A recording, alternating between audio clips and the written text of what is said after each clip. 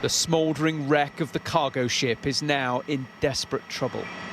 The So Long had been drifting, then tugboats appear to have been moving it away from the coast. Initially, it was feared it may sink, but experts believe it can be towed to safety. One of the crew was lost at sea after the collision. Its containers that had recently held sodium cyanide were empty at the time of the crash. It's now become a criminal investigation. The ship's master, a 59-year-old man, is being questioned by Humberside police on suspicion of gross negligence manslaughter.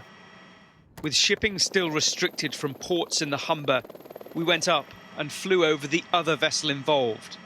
The Stena Immaculate tanker is also in danger. It's not safe to board. Salvage experts need a full assessment, including how hot parts of the tanker are after the blaze. It had been carrying 220,000 barrels of jet fuel for the US Navy. It was held in 16 cargo tanks. At least one of them was ruptured in the crash. This tanker is 183 meters long, and that central section has just been caved in. The fire damage that we can see is very severe, and we can't see what has happened under the waterline. What is clear is that this vessel is going to be very difficult to recover.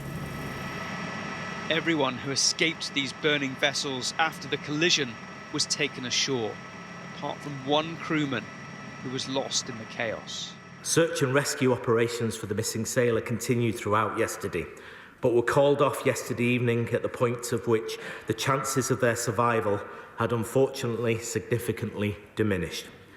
Our working assumption is that, very sadly, that the sailor is deceased. Of the surviving crew members, one told us he was just grateful to be alive. Pollution control measures are all now on standby to protect the marine environment and the nature along this coastline. There will be a marine response centre set up, probably in Grimsby, I would imagine. But they will be in touch with the salvage organisations, the oil spill response contractors, also be in touch with owners of the ships or the managers of the ships to find out what they can do. So it's a multi-agency contingency. But the priority is to make these vessels safe. They're registered in Madeira, Portugal and the United States. So it's an international maritime investigation, but also now a criminal investigation to establish what went so catastrophically wrong. Tom Parmenter, Sky News.